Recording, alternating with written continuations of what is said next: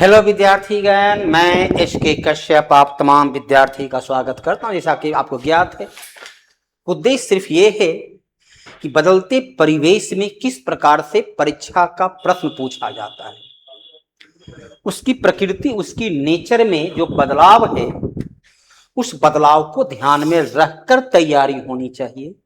न कि पढ़ रहे हैं व कुछ भी पढ़ रहे हैं, जो मिला सो पढ़ रहे हैं, पन्ने के पन्ने मोटी से मोटी किताब याद कर लिए, अलगा कि हम बड़ा विद्वान हैं। घर बैठे बुद्ध 13 बाहर गए बुद्ध 3, सभा गए बुद्ध एक नाही, लियो विधाता छीन। तो कुछ इस प्रकार से हमारी पढ़ाई होनी चाहिए कि जो परीक्षा के प्रयोग है। जैसे आज हम लोग भोजन करते हैं, कुछ भी भोजन करें, सड़क पर चल रहे हैं, आदमी और बकरी के पहचान को भूल दिए, है ना। कुछ भी बर्गर पिज्जा जो हमारे लिए उपयोगी है या नहीं है, हमारी स्वास्थ्य के लिए क्या है, इधर घर का खाना छोड़कर बाहर का खाना खाए तो उधर पैसा बर्बाद किया और बाकी जो कुछ बचत रहा वो जाके डॉक्टर को तो उसके दवा को खाना को दे आए। तो पढ़ना क्या है उसको मूल देखना है। तो शिशु, तरुण तथा किशोर नामित उपक्रम NABARD, national bank for agriculture, NABARD, national bank for agriculture and rural development, जिसकी स्थापना 1982 में हुई। ये कृषि साख के लिए, कृषि क्षेत्र में इन्वेस्ट के लिए ऋण देता है। IDBI, industrial development bank of India, स्थापना 1964 में हुई। नाम ही है industrial development bank of India, लेकिन अब ये 2006 से इसे वाणिज्यिक बैंक के रूप में बदल दिया गया। सहकारी बैंक, ये भी कृषि क्षेत्र में ऋण देने का काम सहकारी के लिए, या तो जिला स्तर पर जो होता है सेंट्रल कोऑपरेटिव बैंक। मुद्रा बैंक, जिसकी शुरुआत होती है 2015 से। 2015 से इसमें शिशु योजना के तहत जो है 50,000 तक का ऋण देते हैं। तरुण योजना के तहत 50,000 से 5 लाख का तक। किशोर योजना के तहत 5 लाख से 10 लाख तक ऋण दी जाती है। और नव किशोर करके आता है तो उसमें 20 लाख रुपया तक का ऋण दिया जाता है। तो मुद्रा बैंक योजना के माध्यम से 3 भागों में, ताकि स्वावलंबी हो, अपने से शासन करें। भारत का उपराष्ट्रपति बनने के लिए न्यूनतम आयु कितनी चाहिए? राष्ट्रपति हो, उपराष्ट्रपति हो, अभी चलिए अनुच्छेद पर ही आए तो अनुच्छेद 66 के आधार पर उम्र चाहिए 35 वर्ष। प्रधानमंत्री के लिए 25 वर्ष। राज्यसभा का सदस्य बनने के लिए 30 वर्ष। 40 वर्ष तो ऐसा कोई न्यूनतम आयु का है नहीं। तो अलग अलग संविधान के अनुच्छेद 66 कहता है उपराष्ट्रपति बनने की योग्यता भारत का नागरिक हो, पागल दिवालिया नहीं हो, लाभ के पद पर नहीं हो, न्यूनतम आयु 35 वर्ष हो, और राज्यसभा का सदस्य बनने की योग्यता रखता हो। जो जिला दर्रा, दर्रा किसको कहते हैं?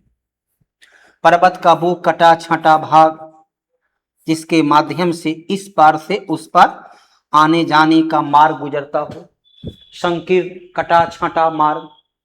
देश में अलग अलग क्षेत्र में बहुत सारे दर्रे उपलब्ध हैं, बहुत सारे दर्रे उपलब्ध हैं। तो कश्मीर घाटी और लद्दाख के बीच जो है तो दर्रा जोड़ने का काम करता है, वो है आपका। तो दर्रा जो है वह जोड़ने का काम करता है।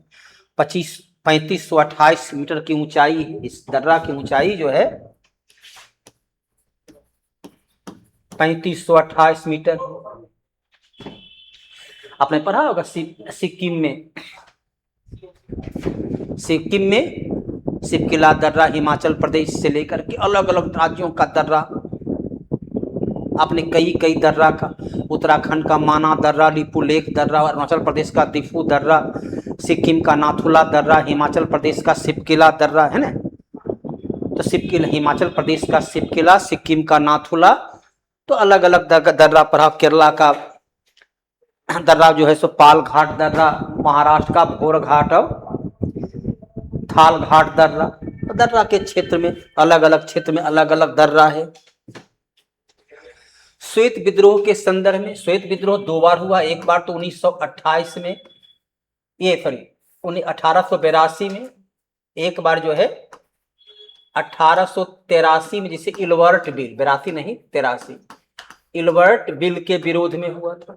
लेकिन चलिए 1857 पर यहाँ लिखा है, तो 1857 के विद्रोह के समान भारत में ब्रिटिश नियंत्रण के लिए गंभीर खतरा उत्पन्न कर दिया। गलत बात है, यहाँ कोई विद्रोह मुख्य रूप से भारतीय सिपाहियों की शिकायतों का कारण हुआ था, जिन्हें ब्रिटिश अधिकारियों द्वारा दुर्व्यवहार का अनुभव हुआ था।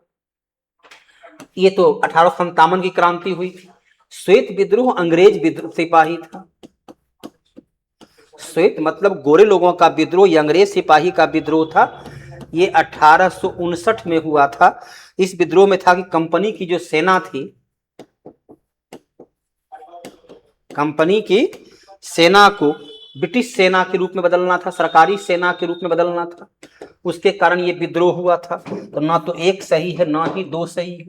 और एक हुआ था इलवर्ट बिल के माध्यम से, जब दिया गया कि भारतीय लोग भी, अश्वेत लोग भी, काले लोग भी गोरे लोगों के लिए न्याय करेंगे, अर्थात न्याय प्रणाली में श्वेत और अश्वेत के अंतर को समाप्त किया गया। तो गोरे लोगों ने विरोध किया कि तो भाई मेरा अपमान है, क्योंकि श्वेत लोग हम श्रेष्ठ हैं और हमारा न्याय एक काले लोग करें। तो वह विद्रोह हुआ था। न्याय प्रणाली में व्याप्त असमानता को दूर करने का जो प्रयास किया गया, उसके लिए श्वेत विद्रोह हुआ। दूसरा 1959 में अंग्रेज सिपाही जब उसे, जैसे आज कितने होते हैं सार्वजनिक क्षेत्र की बैंक को निजी बदलने का प्रयास करते हैं तो विरोध होता है, उसी प्रकार वहां भी क्या था, निजी क्षेत्र की बैंक, निजी क्षेत्र का वो था एक ईस्ट इंडिया कंपनी का, अब वो इंग्लैंड की रॉयल सेना का अंग होता। तो उसने विद्रोह किया कि भाई उसमें सेना पर आने पर हमें बहुत तरह की बंदिशें का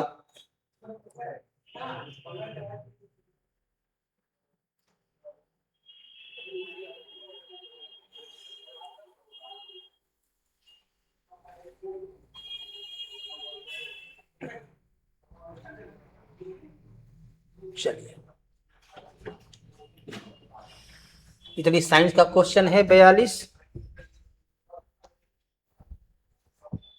43 हो ही गया, 44। अकबर के नवरत्न में, और उस अकबर के नवरत्न में शामिल थे, तो यहाँ 6 नाम है। फैजी, अबुल फजल, टोडरमल, मानसिंह, तानसेन, अब्दुल रहीम। चलिए 7वां नाम हम लिख रहे हैं। 7वां नाम है हकीम हुकाम। 8वां नाम है मुल्ला दो प्याजा।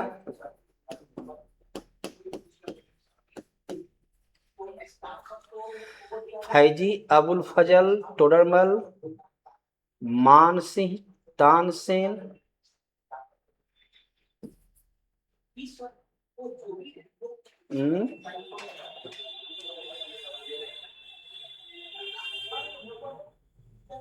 चलिए एक नाम आ जाता है। तो फैजी एक फारसी कवि अनुवादक, अबुल फजल आईने अकबरी के, सब कौन सही मिलाया हुआ है, आईने अकबरी। राजा टोडरमल गृह मंत्री नहीं थे, बल्कि ये जो थे वित्त मंत्री थे।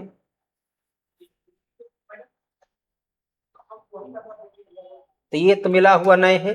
राजा मानसिंह सेनाध्यक्ष, तानसेन महान संगीतकार, अब्दुल रहीम कवि जो है तो ये एक फारसी कवि और अनुवादक, ये है। तो मिला हुआ कौन है, 2, 4, 5।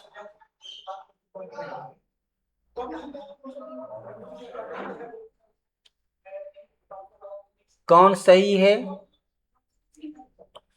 फैजी भी फारसी कवि था, अनुवादक था। चलिए ये भी सही है, ये भी सही है। अबुल फजल आईने अकबरी, राजा टोडरमल गृह मंत्री नहीं था। 3 नंबर सही नहीं है, यहाँ 3 है, यहाँ 3 है। अब 6 नंबर भी सही नहीं है। 1, 2, 4, 5, 1, 2, 4, 5।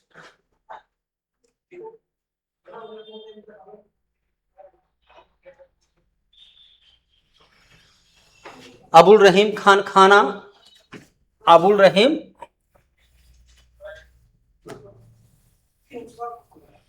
खान खाना जो है ये हिंदी कवि था, ये हिंदी कवि है। फैजी फारसी कवि, अबुल फजल आईने अकबरी का लेखक, राजा टोडरमल ये वित्त मंत्री हुआ करता था। मानसिंह सेनाध्यक्ष थे। तानसेन महान संगीतकार था। अबुल रहीम खान खाना हिंदी कवि था, अर्थात 1 2 4 5। हकीम हुकाम उसका जो है चिकित्सक था। मुल्ला दो प्याजा उसका रसोईया था, मुल्ला दो प्याजा उसका रसोईया था। एक नौमा कौन?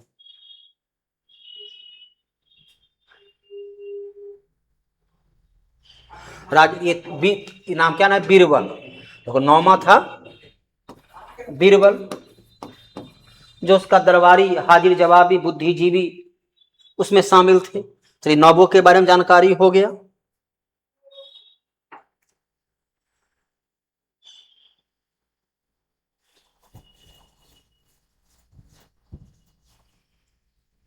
पृथकीकरण किसी राजनीतिक दल को भारत में राष्ट्रीय दल के रूप में मान्यता प्राप्त करने के लिए निम्नलिखित कौन सी शर्त वैध है? किसी पार्टी को राष्ट्रीय पार्टी की दर्जा निर्वाचन आयोग के द्वारा, निर्वाचन आयोग उस पूर्ण शर्त को पूरा करता है। पार्टी को लोकसभा या राज्य विधानसभा चुनाव में 4 या अधिक राज्यों में कम से कम 6% वोट मिला हो और 1 से अधिक राज्यों से लोकसभा में कम से कम 4 सीट हासिल किया। चलिए यहां तक तो एकदम पूर्णतः सही है। 6% वोट, 4 या अधिक राज्यों में कम से कम 6%, एक राज्य में लोकसभा में कम से कम 4 सीट हासिल किया हो, ऐसा कुछ नहीं है। पार्टी ने कम से कम 3 राज्यों से लोकसभा कुल सीटों का 2% जीता हो, अर्थात 11 सीट जीता हो। पिछले लोकसभा चुनाव में पार्टी ने किसी राज्य में आवंटित प्रत्येक 25 सीट में कम से कम 1 सीट जीता हो। राष्ट्रीय दल के मान्यता ये भी छोड़ देना होगा। पार्टी को 4 या अधिक राज्यों में 4 मान्यता प्राप्त हुआ हो। 1 और 4 पूर्णतः सही है। 1 और 4, 1 और 2, 2 तो पूर्णतः सही है। 2 जो है वह पूर्णतः सही है।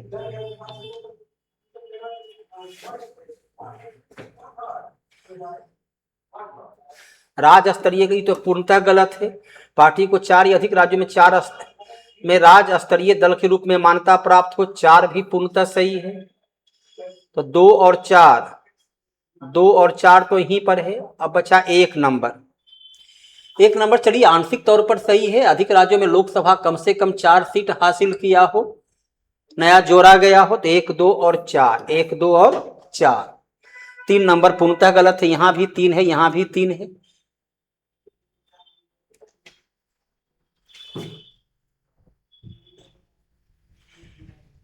अभिकथन भ्रष्टाचार, हाँ चलिए 46 नंबर। नीचे 2 कथन दिए हैं, एक अभिकथन और दूसरे को कारण आर कहा गया है। इन दोनों कथनों पर ध्यान से विचार करके दिए गए विकल्प में से सही उत्तर का चयन कीजिए। भ्रष्टाचार जलवायु कार्रवाई के लिए एक प्रमुख खतरा है, क्योंकि भ्रष्टाचार में क्या है, हर राज्य जो है भ्रष्टाचार मतलब ही केवल न होता है कि रिश्वत लेना ही भ्रष्टाचार है। भ्रष्टाचार में आप समय पर कार्रवाई नहीं करने के उचित अवसर पर निर्णय नहीं लिए, ये भी भ्रष्टाचार के दायरे में आता है। ये भी जो है भ्रष्टाचार के दायरे में आता है। ये लाइन सही है। भ्रष्टाचार के कारण जलवायु परिवर्तन हर केवल बैठक होती है, स्टॉकहोम में बैठक हुई 1972 में, पृथ्वी सम्मेलन 1992 में रियो द जेनेरो में, उसी से जुड़ा हुआ चलिए 1987 में मॉन्ट्रियल प्रोटोकॉल, फिर 1997 में क्योटो प्रोटोकॉल, 2000 ईस्वी में कार्टेजेना प्रोटोकॉल, लेकिन उसका कोई विशेष परिणाम नहीं, क्योंकि भ्रष्टाचार, झूठ, समय पर धन का आवंटन नहीं करना, धन का सदुपयोग नहीं करना, ये सही है। यह उत्सर्जन में कमी और वैश्विक ताप के प्रभाव के अनुकूल में बाधा डालती है। जाहिर सी बात है, तय किया गया कि हम कार्बन शून्य करेंगे, धन प्राप्त हुआ, उसका सदुपयोग नहीं हुआ, या घोषणा कर दिया गया, धन का आवंटन नहीं किया गया, दोनों सही है। और व्याख्या भी करता है, अर्थात 46 का ए। इधर तो हो ही गया। किसान नेता सहजानंद सरस्वती बिहार प्रांतीय किसान सभा का स्थापना किए, सोनपुर में किए थे, सही है। 1936 में ये अखिल भारतीय किसान सभा,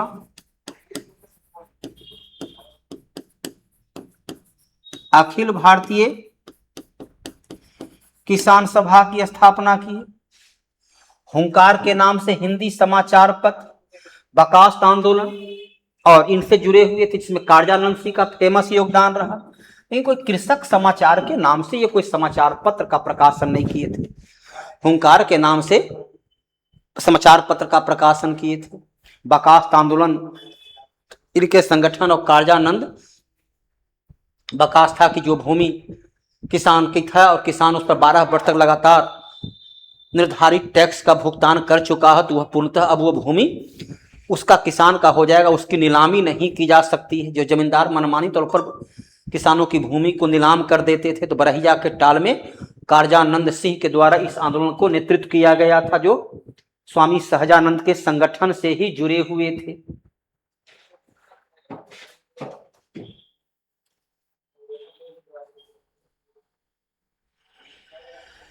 ब्रिटिश ईस्ट इंडिया कंपनी जो शुरू में एक व्यापारिक संस्था थी, ने धीरे धीरे विभिन्न तरीकों से भारतीय क्षेत्र पर अपना नियंत्रण स्थापित कर लिया।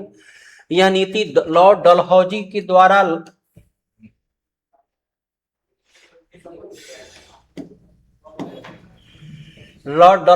द्वारा लागू की गई, जिसे भारतीय शासकों में व्यापक आक्रोश फैल गया। विभिन्न, क्योंकि लॉर्ड डलहौजी की नीति क्या थी? हड़प नीति।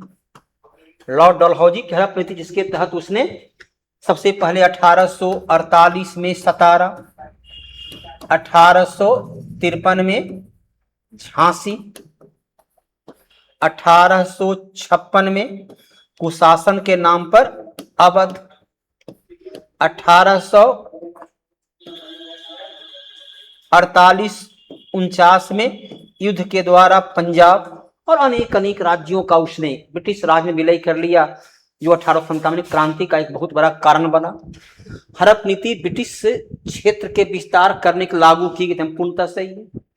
सतारा, जैतपुर, संभलपुर से लेकर अनेक राज्य का उसने विलय कर लिया था, जिसने अंग्रेजों को बिना किसी प्रत्यक्ष पुरुष उत्तराधिकारी वाले राज को अपने मिलाने की अनुमति दिया। दोनों सही है, ए सही है। और आर, जिस भी राजा का कोई अपना पुत्र नहीं है, दत्तक पुत्र लेने की प्रथा को अस्वीकार कर दिया गया। तो ये पूर्णतः सही लिखा हुआ है, क्योंकि लॉर्ड डलहौजी ने 1848 से लेकर 1856 तक लगातार भारतीय राज्यों का ब्रिटिश राज में विलय करता गया और उसे जो है सो मिलाता चला गया।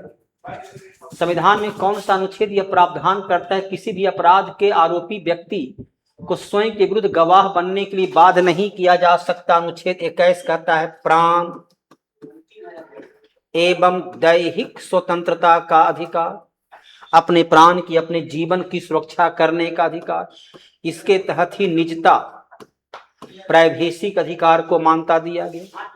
इसके तहत ही जो है विदेश भ्रमण से लेकर के अनुच्छेद 22 कहता है अपने को गिरफ्तार किए जाने से बचाने का अधिकार। अनुच्छेद 23 कहता है बालात श्रम पर प्रतिबंध, किसी से जबरन श्रम नहीं करवा सकते। अनुच्छेद 20 में का तीसरा पॉइंट कहता है, 20 का तीसरा पॉइंट कहता है कि स्वयं के विरुद्ध, अपने विरुद्ध किसी को गवाही देने के लिए बाध्य नहीं किया जा सकता है। 20 का पहला पॉइंट कहता है, इसमें 3 पॉइंट। पहला पॉइंट 20 का कहता है कि भूतलक्षी प्रभाव से हमें दोषी नहीं ठहराया जा सकता, अर्थात किसी व्यक्ति को उस अपराध के लिए दंड नहीं दिया जा सकता है जो उस समय, जिस वक्त वो घटना घटी, उस वक्त वो दंड के अपराध की श्रेणी में नहीं आता था।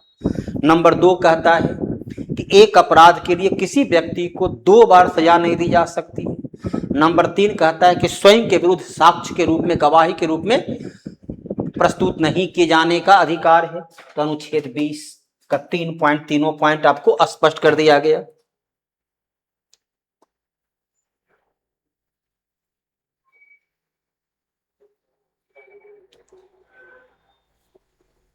चलिए, किस भारतीय ओपनर को बीसीसीआई पुरस्कार 2025 के सर्वश्रेष्ठ अंतर्राष्ट्रीय महिला क्रिकेटर चुना गया?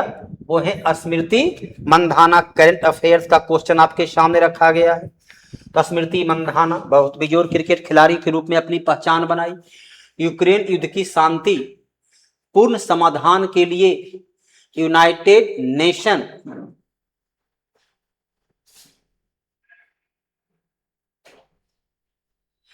General assembly, United nation general assembly द्वारा पारित प्रस्ताव के संदर्भ में निम्नलिखित में कौन सा कथन सत्य है?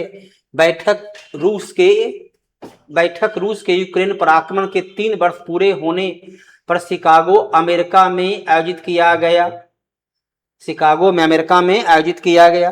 पहला बात तो यह है कि बैठक जो है ये शिकागो में नहीं हुआ, न्यूयॉर्क में हुआ था। संयुक्त राष्ट्र संघ की मुख्यालय न्यूयॉर्क में है, तो पहला लाइन तो गलत है। और दूसरा ये भी जो 3 वर्ष नहीं बल्कि 2 वर्ष की बात पर हुई थी। इस प्रस्ताव पर 65 अनुपस्थित, 7 पक्ष में 36 विपक्ष में वोट पड़े, जो तनाव के कम करने की इसमें 141 पक्ष में पड़े थे, 32 अनुपस्थित थे, 32 अनुपस्थित थे और 7 विपक्ष में पड़े, अर्थात ये लाइन भी गलत है। अमेरिका ने एक प्रतिद्वंदी प्रस्ताव द पाथ ऑफ पीस शीर्षक प्रस्तुत किया। यह प्रस्ताव अमेरिका ने नहीं बल्कि बेलारूस ने प्रस्तुत किया था। अब यहां पर देखिए क्या आगे इसमें क्या क्या विकल्प रखा है। विकल्प है, पर लाइन पढ़ना पड़ेगा क्या है, कौन सा कथन सत्य है, कौन सा कथन सत्य है। अब यहां दिया गया विकल्प तो एको गो सत्य है ही नहीं, केवल 1, 3, केवल 2, केवल 3, कोई सत्य है ही नहीं। यदि वहां रहता, अब अंग्रेजी में क्या लिखा हुआ है तब जाकर वो स्पष्ट होता। शायद अंग्रेजी में यदि हो तो उपरोक्त में से कोई नहीं, सभी गलत है, सभी के सभी गलत है। भारत का प्राचीनतम पर्वत, भारत ही नहीं पूरी दुनिया का प्राचीनतम पर्वत श्रेणी में आता है अरावली। हिमालय का जो विभाजन होता है सबसे पहले होता है ट्रांस हिमालय, उसके बाद जो हिमालय होता है उसे बोलते हैं ग्रेटर हिमालय, उसके बाद है हिमाचल अर्थात मध्य हिमालय, उसके नीचे है शिवालिक। जबकि अरावली प्राचीन मुर्दार पर्वत है, अवशिष्ट पर्वत का उदाहरण होता है। प्राचीन भारतीय प्रशासन में भंडागारी की भूमिका के बारे में कौन सा कथन सत्य है? ये सैन्य प्रशिक्षण के लिए उत्तरदायी थे, गलत है। सैन्य प्रशिक्षण के लिए उत्तरदायी इसलिए तो सेनापति हुआ करते थे, वे संघ के लेन देन और सम्मेलनों के रिकॉर्ड रखते थे, जैसा कि निग्रोह जातक में उल्लेख किया गया है, संघ के लेन देन और सम्मेलन का रिकॉर्ड रखते थे। ये लाइन जो है सो सही है। वे शाही खजाने और सिक्के की ढलाई के लिए प्रबंध करते थे, उसके लिए अलग से अमात्य हुआ करता था, या मौर्य काल में जो है उसके लिए मुद्राध्यक्ष हुआ करता था। मौर्य साम्राज्य में मुख्य रूप से कर संग्राहक के रूप में कर संग्रह करने का काम क्या था? समाहर्ता का था। ये समाहर्ता थे, ये मुद्राध्यक्ष थे, ये सेनापति थे केवल और केवल बी नंबर। निम्नलिखित कथनों पर विचार कीजिए। पोलीगर्स का विद्रोह दक्षिण भारत में ब्रिटिश शासन के विरुद्ध हुआ था। पोलीगर का विद्रोह दक्षिण भारत में हुआ था ब्रिटिश शासन के विरुद्ध। सबसे शुरुआती विद्रोह में से एक था जो पोलीगर्स पर भारी भू राजस्व मांग थोपने के रूप में हुआ था। पोलीगर्स परंपरागत रूप से अपने नियंत्रण वाले क्षेत्र में भू राजस्व एकत्र करने के जिम्मेवार थे और अंग्रेजों ने प्रत्यक्ष राजस्व संग्रह लाभ करके इस अधिकार को कमजोर करने का प्रयास किया। ए और दोनों सही है और व्याख्या भी करता है।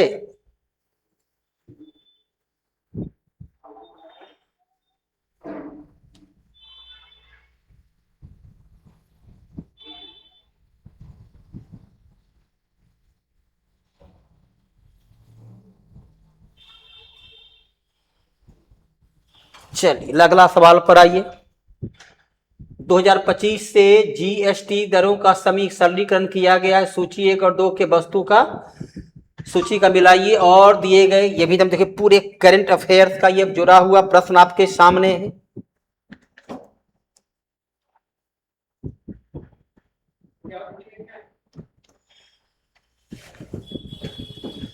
बर्तन धोने की मशीन पर न्यूनतम 5%, जो कि आम घरेलू का क्षेत्र का है। व्यापारिक योग सेवाएं,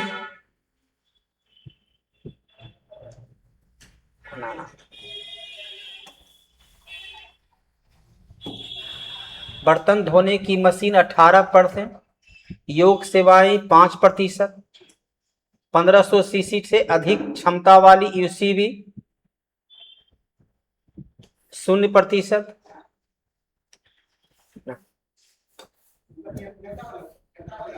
स्वास्थ्य पर प्रीमियम 0% और 1500 से अधिक क्षमता वाली 40%। अर्थात क्या है 2 3 4 2 3 4 1 सी नंबर। 2 अंतरिक्ष यान चंद्रमा पर चली, वो तो साइंस का क्वेश्चन आपके सामने है।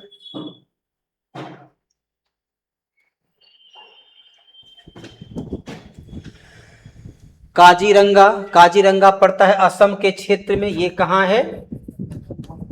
ये असम में, ये हो जाता है कर्नाटक में, ये है केरल में और पेंच घाटी महाराष्ट्र में। चलिए चिकमंगलूर, तो गोलाघाट नौगांव, काजीरंगा 4 पर कौन है? 4 नंबर तो यहां है Kudremukh Karnataka, Chikmagalur Karnataka 1 number. Silent valley Palghat दर्रा 2 नंबर। पेंच घाटी नागपुर, अर्थात आंसर क्या हो गया बी। यदि राज्य का नाम पता है किस राज्य में कौन सा राष्ट्रीय उद्यान है, जाहिर सी बात है प्रश्न को हल करने में कोई कठिनाई नहीं होगी, बशर्ते राज्य का नाम याद रहना चाहिए। भारतीय अमेरिका का ट्रंप 20 कैबिनेट का हिस्सा है कश्यप काश पटेल, उसके हिस्सा के रूप में शामिल हैं और ये फेडरल ब्यूरो के अध्यक्ष बनाए गए हैं, है ना। और दूसरा जो है आपके जय भट्टाचार्य, ये स्वास्थ्य विभाग के अध्यक्ष बनाए गए हैं। हरमित ढिल्लो उसमें शामिल नहीं है। 1 और 3।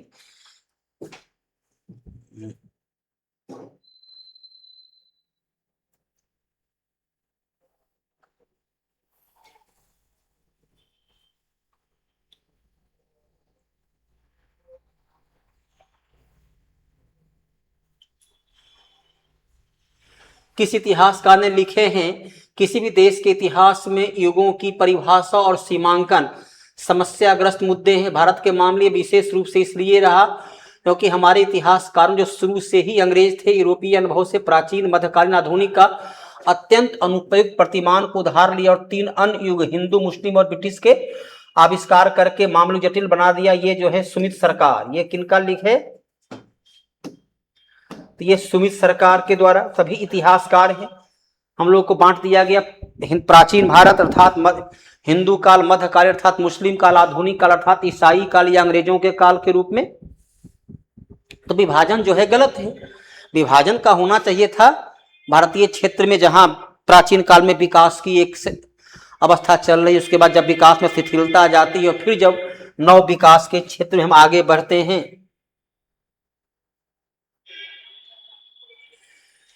अगला है नीचे 2 कथन, अभी कथन दिया हुआ है। बिहार देश का पिछड़ा राज्य है, यहाँ के विकास स्तर में क्षेत्रीय असमानता को चिन्हित होता है। बिहार भारत के पिछड़े राज्य में है और क्षेत्रीय असमानता यहाँ स्पष्ट रूप से परिलक्षित होती है। तो यह पूर्णतः सही दिया हुआ है, पूर्णतः का पूर्णतः यह सही है। एक और आठ दोनों सही है, सही व्याख्या भी करता है। कौन सा एक दुनिया का सबसे कमजोर मुद्रा में से नहीं है? कमजोर मुद्रा ईरानी रियाल कभी काफी शक्तिशाली हुआ करता था, लेकिन आज के दौर में यह जो है सो पिछड़ गया है, तो नहीं है। तो ईरानी रियाल जो है अब पिछड़ा है, लेकिन कहीं अभी भी जो है सो यह काफी हद, ये तो काफी पिछड़ गया। चलिए ओमानी रियाल जो है अभी भी शक्तिशाली है। ईरानी रियाल कभी काफी शक्ति, दुनिया की सबसे महंगी मुद्रा हुआ करती थी, लेकिन अब ये दुनिया की कमजोर मुद्रा में शामिल हो गया, जिस प्रकार से अमेरिका ने उस पर प्रतिबंध लगाया है। करंट अफेयर्स का ये क्वेश्चन आपके सामने था, है ना। अगला जो प्रश्न आपके सामने है, 2000 अप्रैल 2022 में भारत सरकार द्वारा निम्न से किसे भौगोलिक संकेत, अब यहाँ देखो मखाना, तो मखाना जो है नालंदा में तो मखाना होता नहीं, मखाना मूलतः उत्तर बिहार का दरभंगा के क्षेत्र में है। तो दरभंगा का मखाना को जीआई टैग प्राप्त हुआ। यदि अलग अलग रहता, सिलाव का खाजा से लेकर के, अब थोड़ी सी मगध का पान से लेकर के भागलपुर की सिल्क, तो थोड़ा सा दिक्कत होता कि 2022 में किसको मिला है। भागलपुर के जर्दालू आम को, भागलपुर के टसर सिल्क को, मगध के मगही पान को, दरभंगा के मक्खन, तो खाली मक्खने दिया है, तो आपको आसान कर दिया। कौन सा अनुच्छेद यह प्रावधान करता है कि सर्वोच्च न्यायालय और प्रत्येक उच्च न्यायालय के सभी कर्मचारी कार्यवाही अंग्रेजी भाषा में होगा? अनुच्छेद 345 कहता है कि अलग अलग राज्य की जो क्षेत्रीय भाषा है, उस क्षेत्रीय भाषा को 8वीं अनुसूची में शामिल किया जाना है। संसद उसे 8वीं अनुसूची में शामिल कर सकता है। अनुच्छेद 350 जो है न्यायालय का जो वाद होता है, न्यायालय में जो हम शिकायत करेंगे उसकी भाषा का उल्लेख 348 कहता है। 348 कहता है कि सर्वोच्च न्यायालय उच्च न्यायालय की कामकाज की भाषा अंग्रेजी होगी। राष्ट्रपति राज्यपाल के द्वारा जारी अध्यादेश की भाषा अंग्रेजी होगी और सरकार के द्वारा जारी नोटिफिकेशन की भाषा भी अंग्रेजी होगी।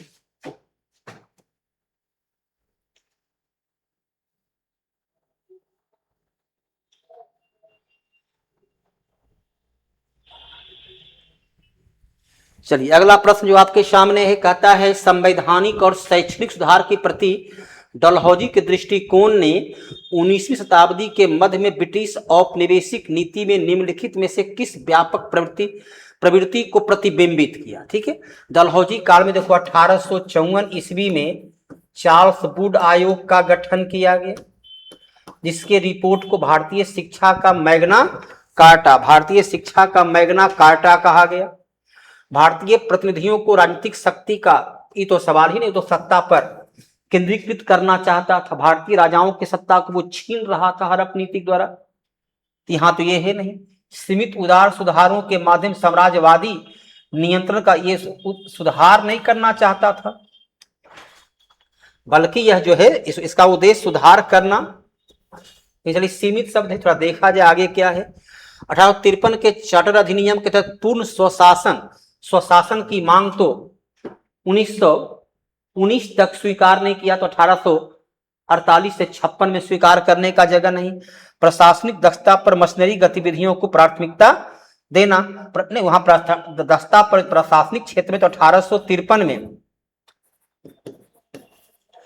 प्रतियोगिता परीक्षा की आयोजन की शुरुआत हुई, लेकिन शिक्षा के तो वहां परीक्षा इंग्लैंड में लेना था। दिए गए विकल्प में सीमित उदार सुधार, ताकि शिक्षा के माध्यम से भारतीयों को एक अच्छा कलर के रूप में प्रतिस्थापित किया जा सके। दिए गए विकल्प में सबसे सटीक उत्तर बी होता है। चलिए राउरकेला में तो लौह इस्पात कारखाना, आपको पता है कि राउरकेला में लौह इस्पात कारखाना की स्थापना जर्मनी की सहायता से किया गया। अर्थात डी का 1, देखिए 2 विकल्प आपका पहला कागज खत्म हो गया। 2 विकल्प जो है, पहला लाइन ही दिए कि 2 विकल्प खत्म हो गया। चीनी जो है महोली के क्षेत्र में 1 का 2, चलिए ये विकल्प भी खत्म हो गया, आंसर आपका हाजिर है। कागज पश्चिम बंगाल के चंद्रहाटी में, सीमेंट जो है सबायो माधोपुर राजस्थान के क्षेत्र में। नहपान के समय महाराष्ट्र में, नहपान कौन था? नहपान जो है वो शक शासक हुआ करता था, नहपान और चष्टन। तो महाराष्ट्र के समय स्वर्ण और कांसार्पण, सोना और कांसार्पण मतलब तांबा और कांसा, तांबा और कांसा की जो धातु वह थी 1:35, 1 सोना 35 तांबा मिलकर के वो सिक्का बनता था। महाराष्ट्र के क्षेत्र में सुवर्ण और कांसार्पण, कांसार्पण ये शक वंश का शासक हुआ करता था, शक शासक हुआ करता था। और लगभग ईस्वी सन जब शुरू हुई थी तो प्रथम शताब्दी के शासनकाल का ये काल है। अमित शाह ने जोधपुर में 11 फीट ऊंची प्रतिमा का अनावरण किस महान व्यक्तित्व के स्मृति में किया है? तो अब देखिए कहां पर है कि अनावरण कहां किए हैं? जोधपुर। वल्लभ भाई पटेल कहां के हैं? गुजरात। छत्रपति शिवाजी कहां के हैं? महाराष्ट्र। महाराणा प्रताप और पन्नाधाय, पन्नाधाय फेमस रही। दुर्गादास राठौर और पन्नाधाय मिलकर के मुगलों से, ये पन्नाधाय एक श्रमिक, एक दाई के रूप में भी अपने बच्चे को कुर्बान कर दी, लेकिन राजा के बच्चे की सुरक्षा का प्रबंध की। तो इसकी वफादारी के लिए इतिहास के पन्नों पर तो पन्नाधाय दुर्गादास राठौर से जुड़ा होता है। नीचे 2 वक्तव्य दिए हैं, इन दोनों कथनों पर ध्यान से विचार करके दिए गए विकल्प का सही उत्तर का चयन कीजिए। 2021 से 15 नवंबर को जनजातीय गौरव दिवस के रूप में मनाया जाता है ताकि भारतीय स्वतंत्रता संग्राम में आदिवासी समुदाय के योगदान को सम्मानित किया जा सके। ये लाइन तो सही है। यह दिवस तिलका मांझी नहीं, यह दिवस बिरसा मुंडा के सम्मान में है। ए असत्य है, ए सत्य।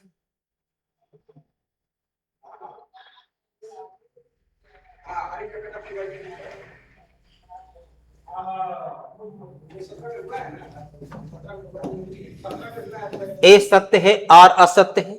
तो बिरसा मुंडा के सम्मान में इसका आयोजन किया गया था, बिरसा मुंडा के सम्मान में।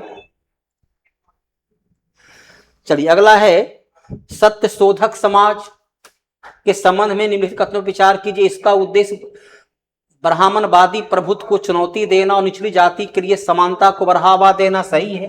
सत्यशोधक समाज की स्थापना 1873 में ज्योतिबा फूले के द्वारा किया गया, ज्योतिबा फूले के द्वारा किया गया महाराष्ट्र में।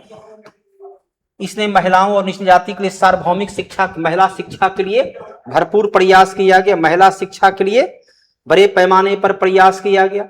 समाज ने अस्पृश्यता को एक आवश्यक सामाजिक प्रथा के रूप में, अस्पृश्यता के विचार को एक आवश्यक सामाजिक प्रथा के रूप में बढ़ावा दिया। तो सभी तीनों का तीनों सही है कि अस्पृश्यता जो है इसे पूरी तरह से समाप्त हो जाना चाहिए समाज में। लेकिन यहाँ पर क्या तीसरा लाइन क्या है?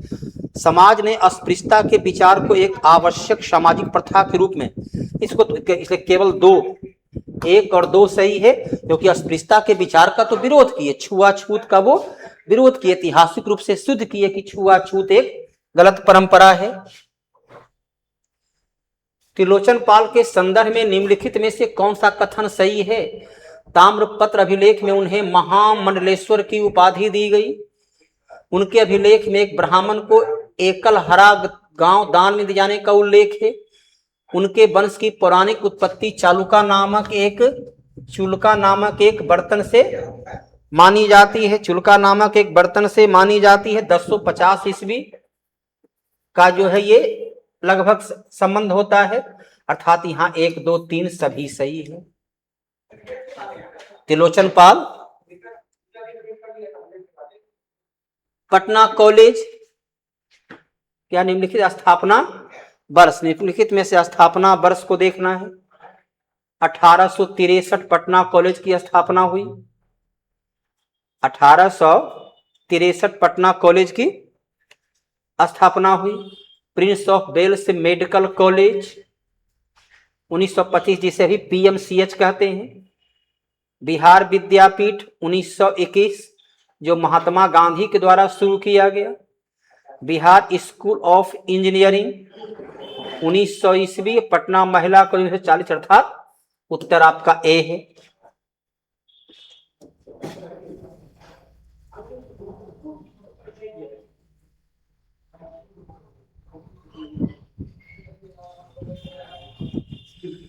दो 2024-25 में बजट अनुमान में बिहार का सकल राजकोषीय घाटा का प्रतिशत इसके जीएसडीपी का था 2.98, अर्थात लगभग 3%। 2.98 अर्थात लगभग 3% का रहा। भारत में निम्नलिखित झीलों में कौन असम में अवस्थित है? असम में कोलोरू झील कहाँ है? आंध्र प्रदेश में है। कोलोरू झील जो है वो आंध्र प्रदेश में है। हमीरसर झील गुजरात में है। सला झील रूस में है। चपनाला झील असम के क्षेत्र में है। चपनाला झील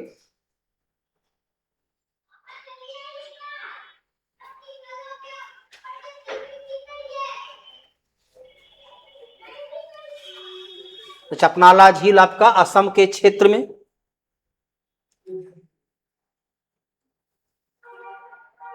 प्लाज्मा फ्लोएम चलिए साइंस का है। न्यूजीलैंड के बे ऑफ पेलेंटिक में स्थित आंशिक रूप से डूबे ज्वालामुखी जो अत्यधिक अशांति के दौर से गुजर रहा है उसे बेकारती के अलावा किस नाम से भी अन्य नाम से भी जाना जाता है? न्यूजीलैंड के क्षेत्र में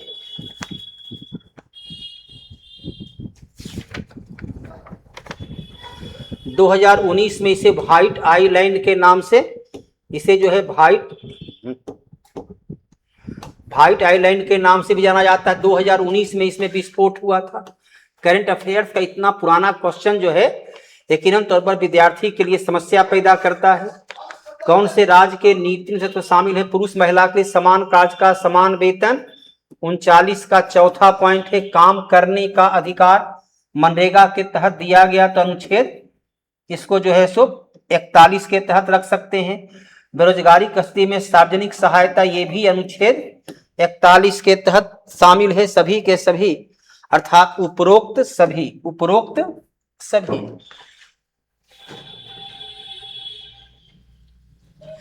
भारत में फ्रांसीसी कंपनी की गतिविधियां के संदर्भ में भारत के फ्रांसीसी कंपनी के गतिविधियां के संदर्भ में कंपनी ड्रेस इंडेक्स ओरिएंटल की स्थापना लुई 14 ने 1664 में की थी और उसे भारतीय और प्रशांत महासागर ने फ्रांसीसी व्यापार पर 50 साल का एकाधिकार दिया गया। एकदम सही। लुई 14 काल में फ्रेंच ईस्ट इंडिया कंपनी गठन हुआ। कंपनी ने 1674 में भारत में फ्रांस शक्ति के केंद्रीय रूप में पौंडीचेरी की स्थापना की। या सही है फ्रांसिवा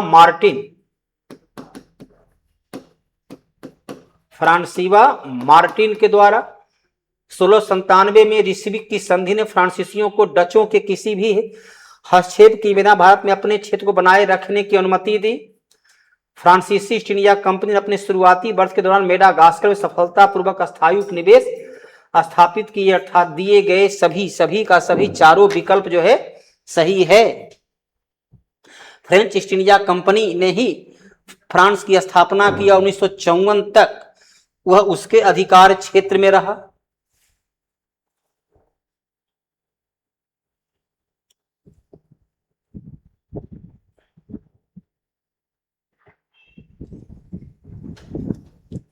चलिए आपके सामने जो है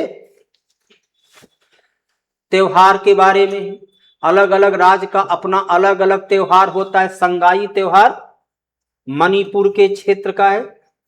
संगाई त्योहार जो है वो मणिपुर के क्षेत्र का है। म्योक उत्सव अरुणाचल प्रदेश। चपचार चूट जो है मिजोरम। अस्क्रेनी नागालैंड अर्थात ACDB अलग अलग राज्य का अपना अलग अलग जो है वो त्योहार होता है, अलग अलग उत्सव होता है। अब प्रत्येक राज्य अपने अपने उत्सव को मेंडेल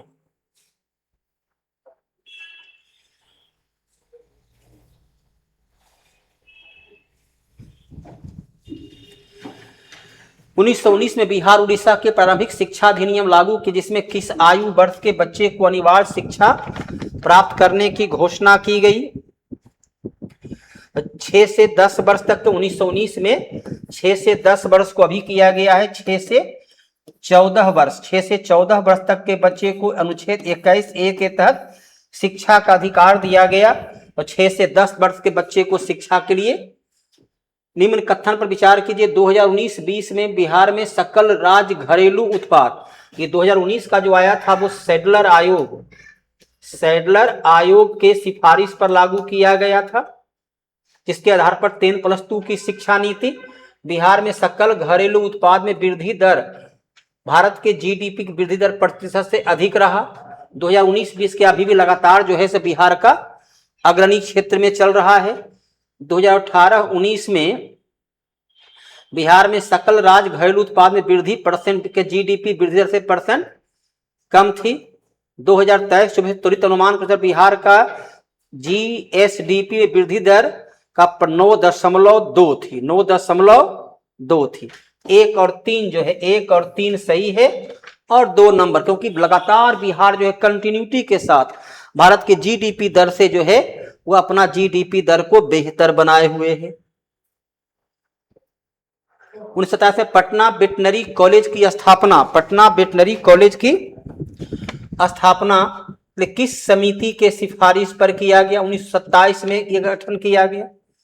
1927 में पटना वेटनरी कॉलेज जो अभी भी वहां वेटनरी कॉलेज जो है अभी भी आपके कार्य क्षेत्र में काम कर रहा होता है। तो यह समिति किस समिति के सिफारिश पर? सैयद फखरुद्दीन नाथन समिति, इरविन नाथन गणेश दत्त समिति,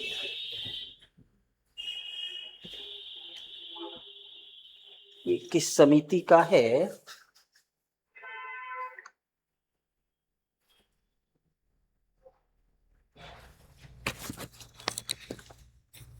उन्नीस सौ 27 में पटना में वेटनरी कॉलेज की स्थापना के लिए किस समिति का गठन किया गया?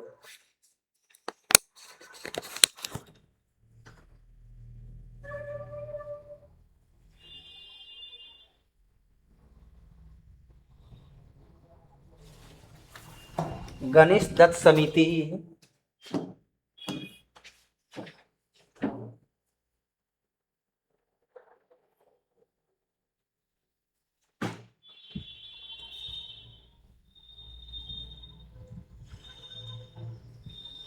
ग्राम पंचायत के निम्नलिखित 20 लाख से कम जनसंख्या वाले राज्यों को मध्यवर्ती स्तर पंचायत गठन न करने का विकल्प दिया गया। 20 राज्य से दिया गया जहां जनसंख्या 20 लाख से कम हो वहां 2 स्तर का, एक ग्राम स्तर पर ग्राम पंचायत, जिला स्तर पर जिला परिषद गठन किया जा सकता है।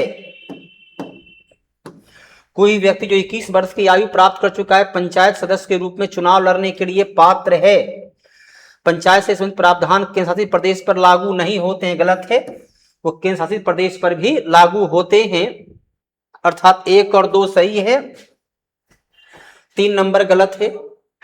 पंचायती राज के लिए 73वां संविधान संशोधन, पंचायती राज के लिए 73वां संविधान संशोधन किया गया 1992 में और इसके लिए अनुच्छेद 243 जहां स्पष्ट दिया गया कि पंचायती राज 3 स्तर का होगा, लेकिन यदि जनसंख्या 20 लाख से कम है उसे 2 स्तर का बनाया जाएगा। ब्रिटिश काल के दौरान भारत में पहली बार स्थापित निम्नलिखित प्रकार के उद्योग और मिलों के काल क्रमानुसार सबसे पहला जो कपास मिल बना हुआ थी कि 1818 में बना था, लेकिन वह सफल हुआ 1854 में। 1854 में जब बंबई के कवास जी डाबर ने उसकी स्थापना किया तब वह सफल रहा। जूट 1855 हुगली में, 1855 हुगली में। पहला कागज मिल जो है सो 1812 श्रीरामपुर पश्चिम बंगाल 1812। पहला इस्पात फैक्ट्री 1800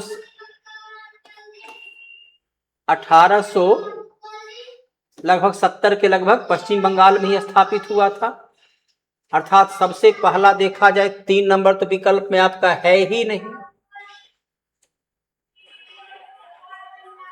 तो पहली कपास 1818 चले 1 नंबर।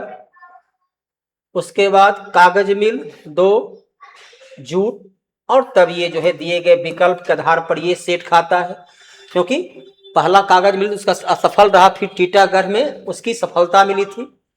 टीटागढ़ में जो है वह सफल रहा था, इसलिए दिए गए विकल्प के आधार पर आपका ये उत्तर होता है। भारतीय जनता पार्टी कितने वर्ष बाद दिल्ली की सत्ता पर लौटी? 1991 में दिल्ली को राष्ट्रीय राजधानी क्षेत्र घोषित करते हुए वहां विधानसभा का गठन किया गया और उसके पश्चात चुनाव हुआ। तो अगर पहला 5 वर्ष जो है बीजेपी के हाथों में सत्ता रही। 1900 उसके पश्चात जो है लगातार 15 वर्ष तक सत्ता रही शीला दीक्षित। 15 और 11 वर्ष सत्ता में लगभग रहे अरविंद केजरीवाल। 15, 25, 26 अर्थात 27 वर्ष। 27 वर्ष के बाद वहां बीजेपी सत्ता में लौटी। पहला मुख्यमंत्री मदन लाल खुराना हुआ करते थे, लेकिन बीजेपी ने अपने 5 वर्ष के शासनकाल में 3 मुख्यमंत्री बदला। और चलिए अभी फिर वहां पर पहला महिला मुख्यमंत्री वहां पर सुषमा स्वराज बनी थी और अभी फिर बनी। आज क्लास को यहीं पर विराम देते हैं। धन्यवाद।